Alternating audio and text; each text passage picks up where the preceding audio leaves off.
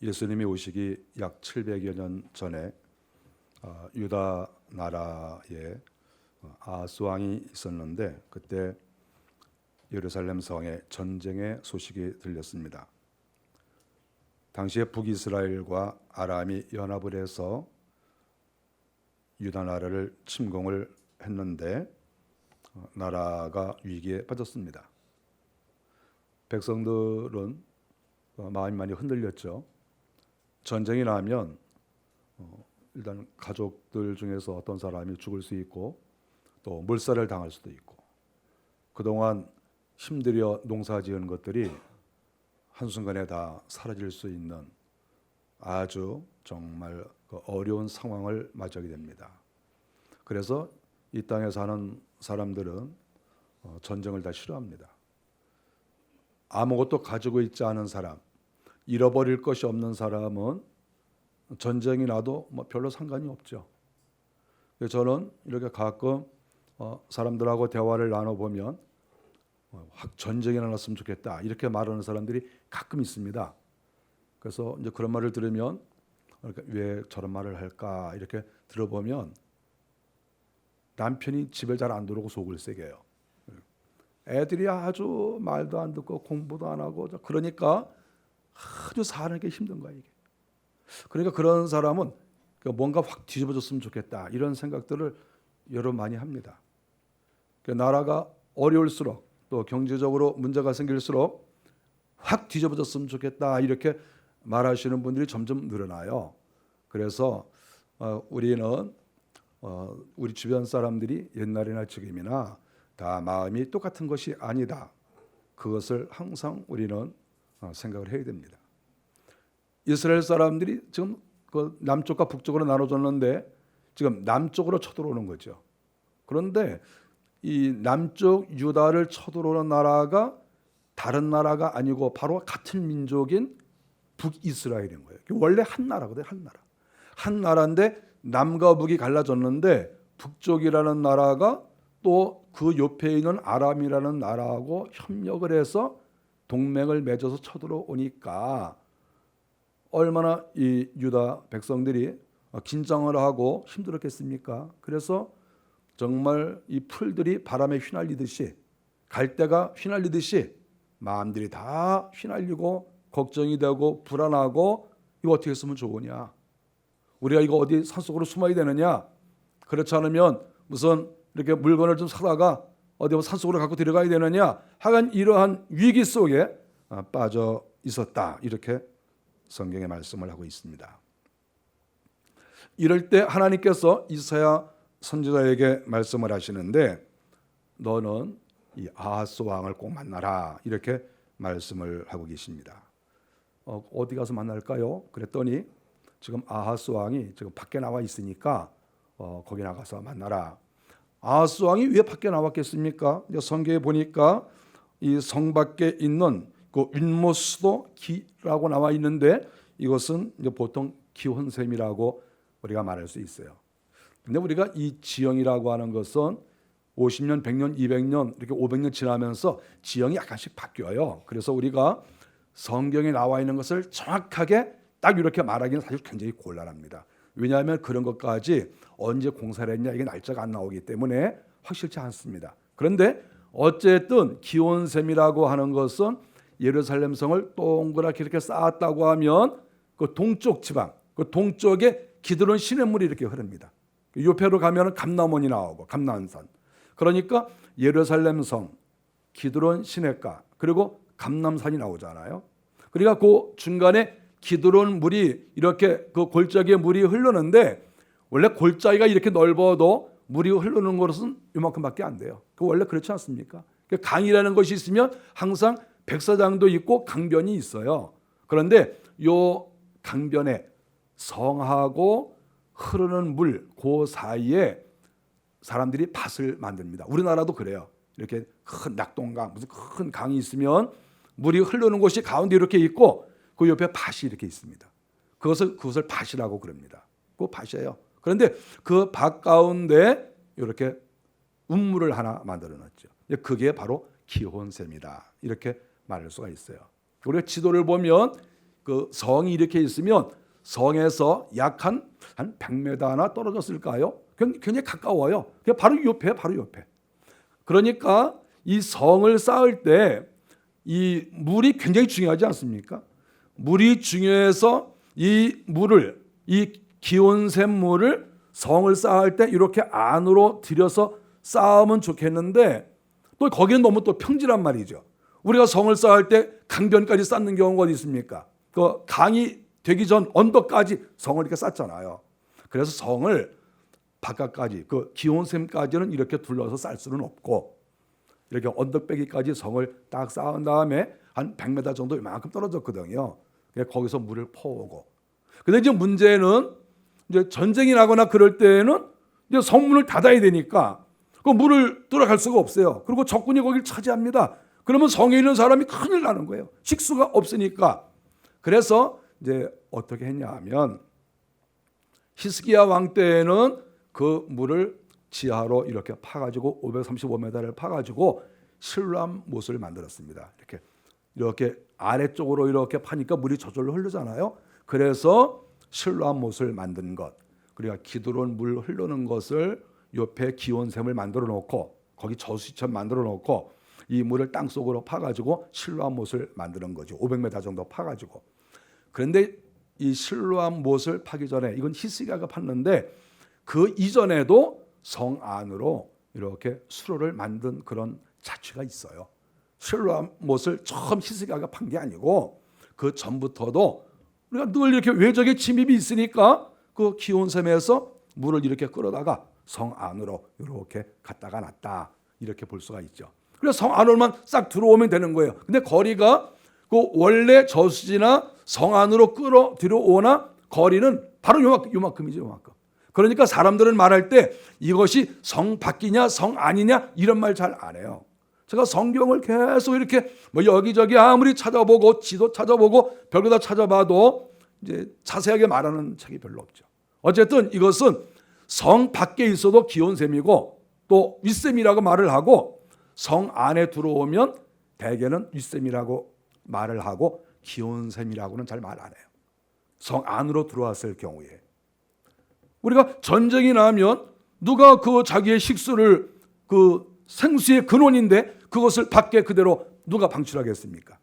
그러니까 거기는 전쟁이 나면 살짝 메꿔버리고 그 위에 돌 같은 걸로 싹 싸서 메꿔버리고 이렇게 물을 성 안으로 싹 끌어다가 성 안에서 이렇게 물을 떠먹는, 이런 것은 하나의 기본이라고 생각할 수 있습니다. 바로 그러한 곳이죠. 그래서 여기서 하나님께서 아하스 왕이 지금 윗샘에 나와 있는데 너 거기에 가라, 이렇게 말씀을 했을 때 이 장소가 과연 성 아니냐 밖이냐, 사실 우리가 굉장히 고민이 많습니다.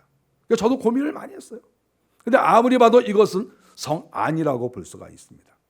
아니 지금 전쟁이 났는데 누가 성 밖에를 나갑니까? 성 안에 있어야지요.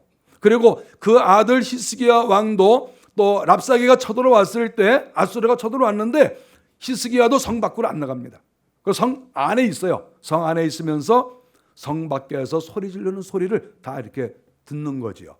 그래서 결국은 여기에 아하스 왕도 성 밖으로 나간 것이 아니라 성 안에 있으면서, 비록 윗샘에 있지만 이 윗샘은 기온샘에서 물을 한 100m 정도 끌어다가 이만큼 들어와서 성 안에 있는 샘, 이렇게 저는 규정을 하고 있습니다. 여기에 이제 왕이 있는데 하나님께서 이사야에게 너 거기 가서 왕을 좀 만나라, 이렇게 말씀을 하는 것이지요. 하나님께서 이 아하스를 만나라고 했을 때 하나님의 목적은 무엇이겠습니까? 하나님의 말씀은 아하스야, 하나님께서 이 나라를 지킬 거니까 너는 두려워하지 말아라.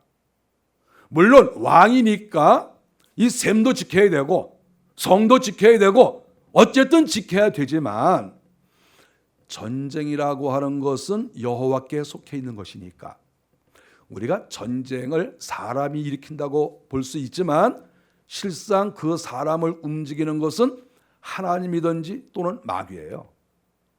사람이 자기가 독단적으로 이러한 피 흘리는 수많은 사람이 죽어가는 이러한 전쟁을 일으킬 수 없어요. 결국 거기에 하나님이 역사하시느냐 또 마귀가 그 속에 역사하느냐 이렇게 돼 있는 것이죠. 만일에 마귀가 역사한다 하면 또 하나님께서 왜 마귀가 역사하도록 놔두셨는지 우리는 그걸 또 살펴볼 수가 있죠. 어떤 경우는 하나님께서 놔두실 때가 있어요. 마귀가 역사해서 전쟁을 일으켜서 수많은 사람을 죽입니다. 근데 하나님이 가만히 계세요. 그럴 때는 하나님 왜 가만히 계시는 것이지요? 그러면 하나님이 대답을 하실 겁니다. 내가 이 나라를 징벌하기 위해서, 징계하기 위해서 내가 마귀가 역사하는 것을 놔두었다. 또는 하나님께서 내가 마귀에게 허용했다. 전쟁을 일으키도록 내가 허용했다. 이렇게 하나님께서 말씀하실 것입니다. 그러니까 우리 인생들이 하나님 앞에 늘 바로 살고 정말 하나님께서 원하시는 일을 하려고 애를 쓰면 전쟁은 일어나지 않는다. 이렇게 성경이 우리에게 가르쳐주고 있습니다. 우리는 여기에서 이 아하스 왕이 전쟁이 났을 때 부들부들 떨고 그리고 이렇게 윗셈에 올라가서 사람들과 함께 아주 안절부절하지 못하는 이 광경을 보면서 굉장히 저는 이 마음이 좀 좋지 않았어요.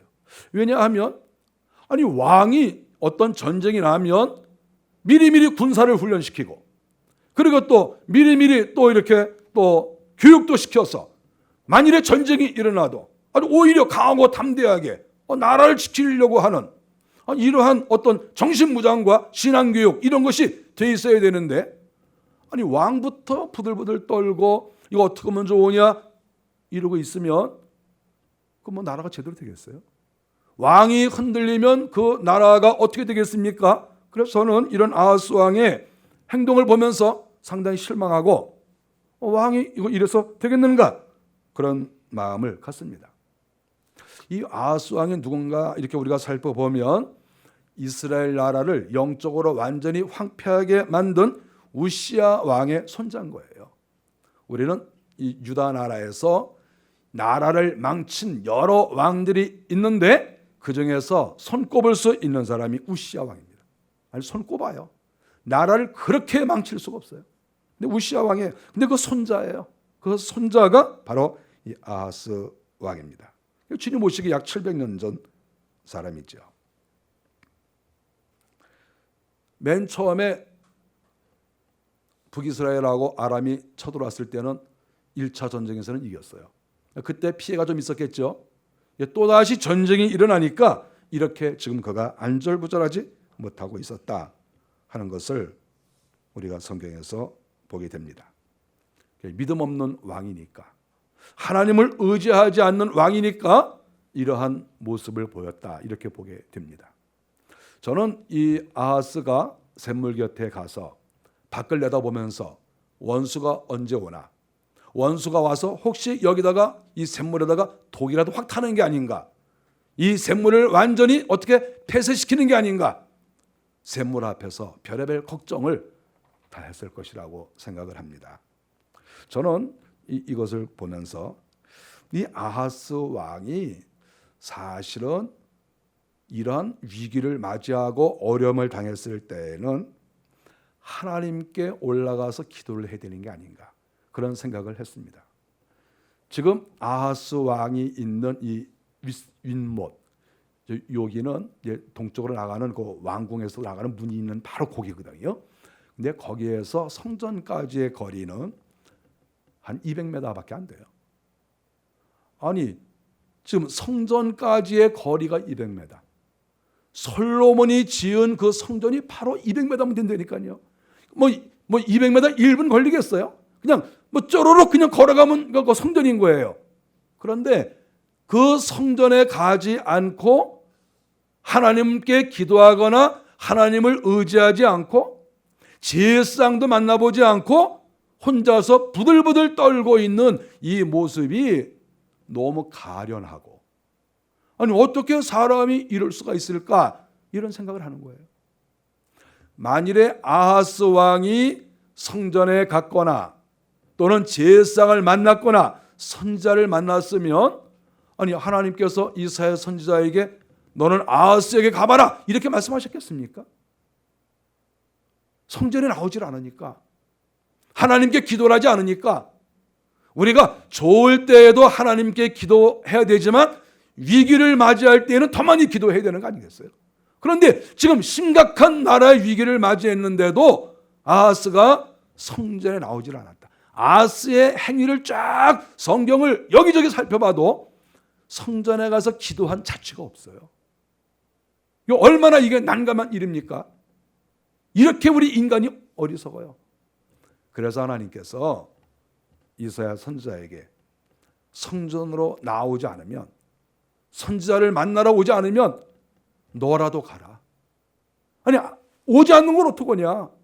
오지 않고 저렇게 벌벌 떠는데, 자기 혼자 벌벌 떨다가 죽이면 괜찮지만 하나님의 나라가 문제가 되고 수많은 백성들이 문제가 되는 거 아니에요? 그러니까 하나님께서 이사야 선지자에게 네가 가라. 안 오냐? 성전에 안 와? 선지자 만나러 안 와? 기도하러 안 와? 그럼 네가 가. 그래서 하나님께서 이사야 선지자를 보낸 것이다. 이렇게 우리가 볼 수가 있습니다. 아하스가 왜 이 선지자를 만나러 가지 않았을까? 성전에 가지 않았을까? 생각을 해보면 성경에서 답을 하고 있습니다. 그것은 이 아하스의 신앙이 아주 형편없었다는 것을 성경이 가르쳐주고 있습니다. 할아버지를 꼭 닮은 거예요. 할아버지가 아주 엉망진창이었습니다. 할아버지가 성전 예배를 폐쇄하고 산골짜기마다 산당을 짓고 온갖 못된 짓을 했습니다. 할아버지가. 근데 이 아들, 이 손자 된 아하스가 아주 똑같이 이렇게 행동을 합니다. 열왕기하 16장 5절에 보니까 나중에 아하스는 성전에 아수르식 단을 하나 세웠어요. 아수르식의 종교가 있는데, 아니 성전에다가 아수르식 단을 세워서 거기서 하나님께 제사하게 했다, 이렇게 말합니다. 더 무서운 것은 열왕기하 16장 2절부터 4절까지 보면 아하스 왕이 이방 민족의 더러운 풍습을 본받아서 자기 아들을 산채로 불에 태웠다, 이렇게 기록을 하고 있어요. 자기 아들을, 왕자를 불에 태워서 산채로 인신 제사를 드린 거예요. 아하스가 그런 사람이에요. 그러니까 이런 사람이 하나님 나라를 이렇게 다스리는 왕인데, 실상 그 사람의 믿음은 하나님을 믿는 믿음이 아니라 이방신을 믿고 완전히 성전을 더럽히고 완전히 역적 같은 것이 나라의 왕이라고 지금 있는 거예요. 이것이 지금 아하스 왕의 모습입니다. 아니, 어떻게 자기 아들을 산채로 제사를 드립니까? 하나님의 나라에서. 이거 얼마나 충격적인 일입니까? 그런 사람이죠. 정말 아하스가 나라를 사랑했다고 하면 하나님께 나가고 성전에 가서, 하나님, 이 나라가 위기를 맞이했습니다. 우리 하나님께서 이 위기를 모면할 수 있도록, 오히려 우리가 승리할 수 있도록 도와주십시오, 이렇게 기도해야 되는 거 아니겠어요? 원래가 신앙적으로 옳게 서지 못하고 피가 더럽고 영적으로 더러운 이런 아하스가 왕이 되다 보니까 이런 위기를 맞이했을 때 해결할 방법이 없고 오히려 부들부들 떨고 있는, 하나님의 나라를 하나님께 맡기지 못하는 이러한 일이 벌어졌었다 하는 것을 알 수가 있습니다. 그러나 참으로 놀라운 것은 그의 아들 히스기야 왕은 그렇게 하지 않았습니다. 나중에 20년 동안 이 사람이 왕을 끝내고 히스기야가 왕이 됩니다. 아들이에요. 그런데 이 히스기야 왕은 역시 똑같이 전쟁이 일어나죠. 똑같은 패턴입니다. 그래서 똑같이 이렇게 쳐들어오는데, 히스기야의 하는 일을 보면 히스기야는 성전에 올라가서 하나님께 기도를 했습니다. 열왕기하 18장 17절에 보니까 히스기야는 랍사게가 항복하라고 하는 말을 전해 듣고는 옷을 찢고 굵은 배를 두르고 성전에 들어가서 하나님께 기도했다. 열왕기하 19장 1절. 아버지하고 다른 거예요. 아버지는 우상을 섬기고 더러운 신앙생활을 아주 못되게 하고 또 자기 아들을 산채로 제사 드리고 형편없는 그런 행동을 하고 있는데, 그 다음 왕인 히스기야는 똑같은 전쟁, 똑같은 어려움이 있는데 그런 성전에 딱 올라가서 자기 옷을 찢어버리고 왕복을 찢어버리고 그리고 베옷을 입고, 하나님, 이 나라는 하나님의 나라입니다. 하나님께서 이 나라를 지켜주시고 내 백성을 주께서 보호해 주십시오. 이 백성은 내 백성이 아니고 하나님의 백성이 아닙니까? 하나님께서 책임을 져주십시오. 아하스 왕같이 아주 형편없는 그러한 왕의 아들이 이렇게 믿음이 훌륭한 그런 히스기야 왕이 있었다고 하는 것이죠. 그래서 이 아하스하고 히스기야는 부자지간인데 어려움이 있을 때 해결하는 그 모습을 보면 아버지는 완전히 세속적이고 이방적이고 그래서 두렵고 떨고 이렇게 하지만 히스기야는 하나님께 전적으로 맡기고 하나님께서 이 문제를 해결할 것이라고 믿고 성전에 나아가서 하나님께 기도하고 그래서 문제를 해결해 나가는 그 모습을 우리가 성경에서 보고 있습니다. 이사야와 아하스 왕이 만났습니다. 하나님께서 가라고 하셨으니까 이사야가 만났습니다. 만나서 한 말이 4절에 보니까 삼가며 조용하라 이렇게 말했습니다. 갑자기 왕에게 야, 너 삼가며 조용하라, 이 말은 무슨 말입니까? 삼가라 하는 이 말은 지금 너 행동하는 거 그거 멈춰라 그거잖아요. 지금 너 행동하는 거 멈춰, 쓸데없이 행동하지 말고 멈춰라, 그리고 조용해라. 이게 뭡니까? 지금 아하스 왕은 나라가 이게 위기에 빠져 있을 때 말을 많이 했다는 거예요. 말을. 그러니까 조용하라고 그랬겠죠. 그러니까 뭐라고 말을 했겠습니까? 그 주변에 백성들이 많이 있고 뭐 군사들도 많이 있고 장관들 이렇게 많이 있을 거 아니에요, 주변에. 근데 그런 사람들에게 격려가 되고 힘이 되는 그런 말을 안 했다는 것이죠.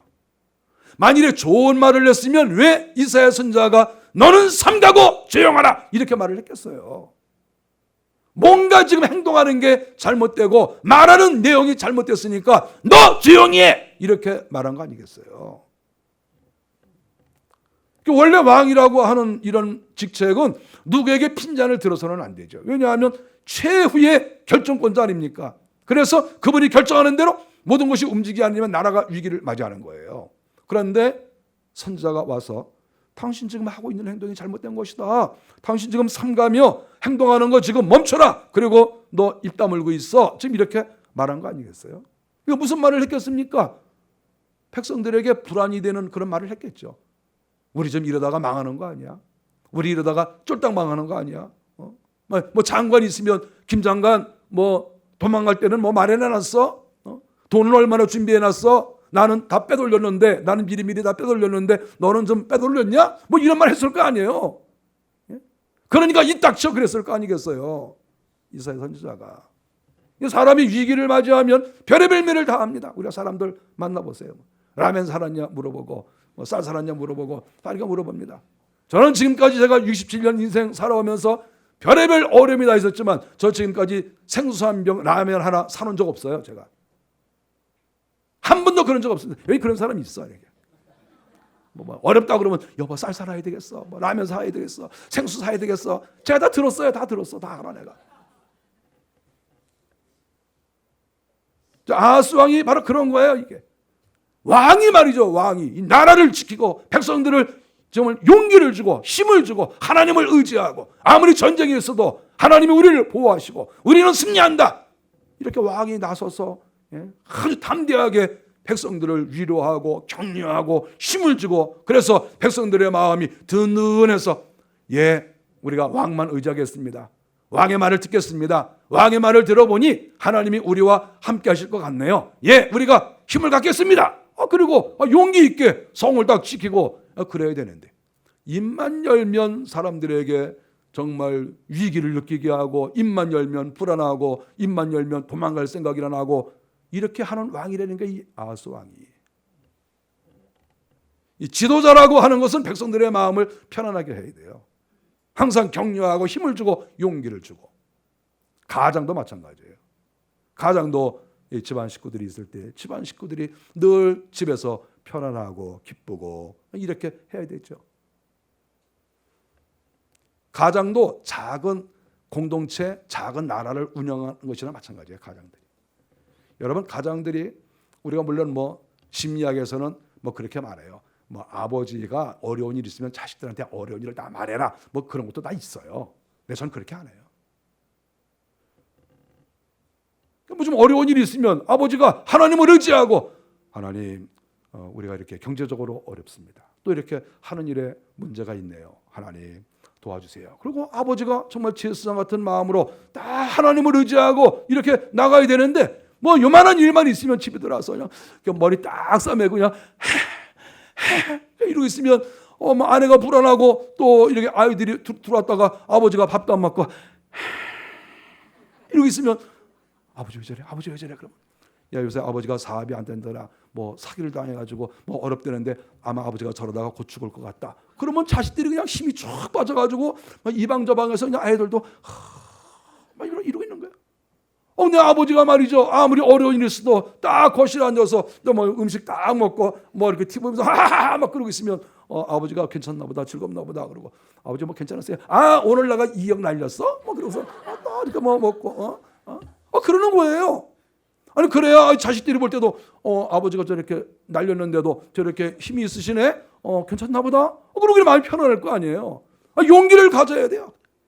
뭐 하나 뭐 투자해서 뭐 안 되고 뭐 손해만 보면 그냥 끙끙 앓고 자식들 다 보는 앞에서 티내고, 그런 사람은 문제가 많아요.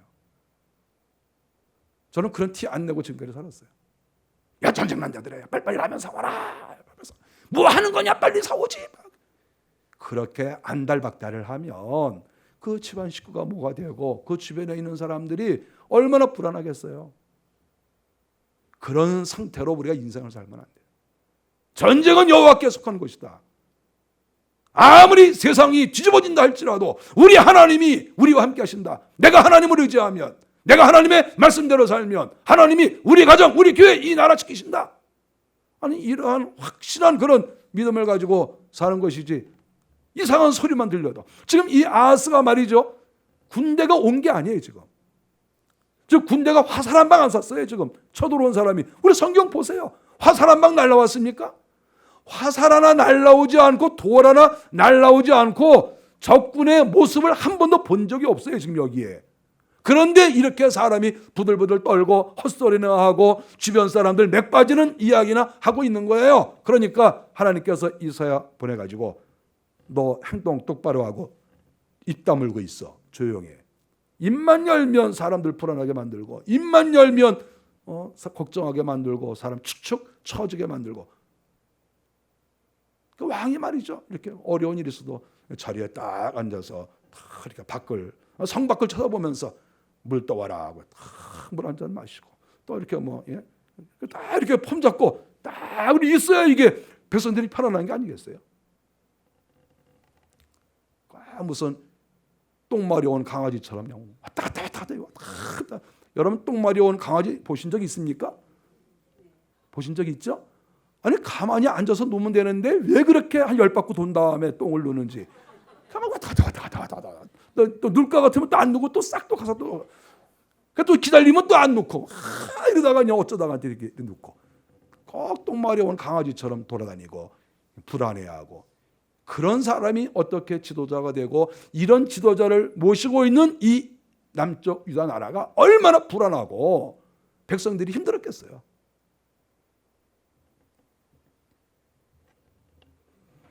성경은 우리에게 가르쳐주고 있습니다. 생수의 근원은 여호와이시다.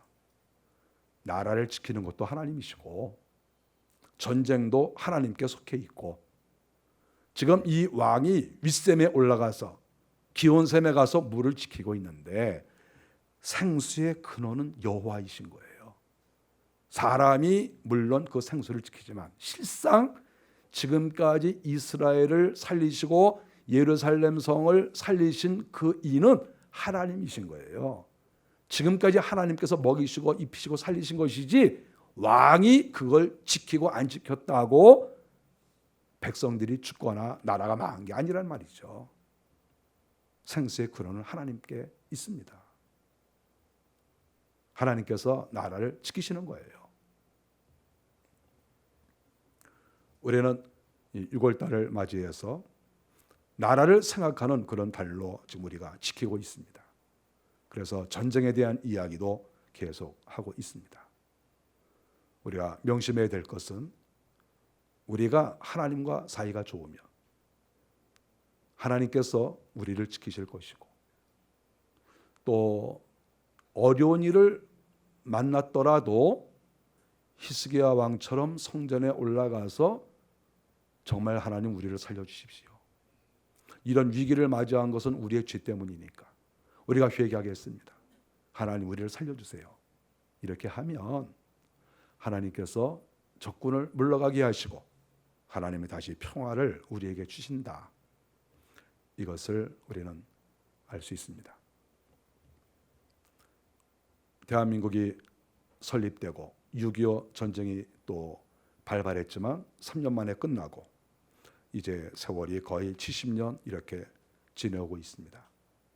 그동안 사사로운 약간의 어떤 불미스러운 일과 소규모 어떤 그런 전투는 있었지만 그래도 이만큼 살아온 것은 하나님의 은혜입니다. 저는 우리 예수 믿는 사람들이 하나님께 기도 많이 하고 믿음대로 잘 살아서 하나님께서 이 나라에 옛날에 정말 누려보지 못했던 그런 은혜를 내려주셨다고 저는 목사니까 목사 입장에서 그렇게 생각을 합니다. 물론 하나님을 믿지 않는 사람들도 애쓰고 수고하고 노력하고 한 거 다 알죠. 그러나 과거 우리나라 사람들이 노력 안 하고 애 안 써서 힘들고 어려웠습니까? 특별히 하나님이 교회를 세우시고 또 믿음의 사람들이 늘 하나님께 기도하고 주의 나라를 위해서 애쓰고 이웃을 돌아보고 선교사님들을 파송하고 이렇게 수고를 많이 해서 하나님께서 이 나라를 지켜주시고 은혜 내려주셨다고 저는 개인적으로 목사니까 그렇게 믿고 있어요. 앞으로도 마찬가지입니다. 앞으로 어떤 지도자가 나오든지 별로 중요하지 않아요. 저는 그렇게 생각합니다. 우리나라가 언제 지도자한테 기대를 했습니까? 여러분 기대하셨나요? 우리는 세상 지도자들한테 별로 기대하지 않아요. 물론 훌륭하신 분들이 많이 나오면 좋죠. 그러나 결국은 이 나라를 지키는 것은 하나님께서 지키시는 것이다. 이것을 성경이 가르쳐주고 있습니다. 6월달을 맞이해서 나라와 민족을 위해서 애쓰신 분들을 우리가 기억하고 또 하나님이 허락하신 이 나라를 우리가 기도하면서 지키고 또 질서를 잘 지키면서 지키고 서로 화합하면서 지키고 우리 사회가 사실 갈등이 많지 않습니까? 그거 모르는 사람이 어디 있습니까? 갈등이 많은데 그래도 그 갈등을 하나하나 해결해 나가려고 애쓰고 기도하면서 이 나라를 잘 지켜나가는 것이 오늘 우리가 하나님 앞에서 해야 될 일이 아닌가 이렇게 분명히 믿습니다. 저와 여러분들이 성전에 나아가서 하나님께 늘 기도하고 하나님을 의지함으로 우리의 가정, 우리의 나라를 잘 지켜나가는 은혜가 꼭 있기를 바랍니다. 기도하겠습니다.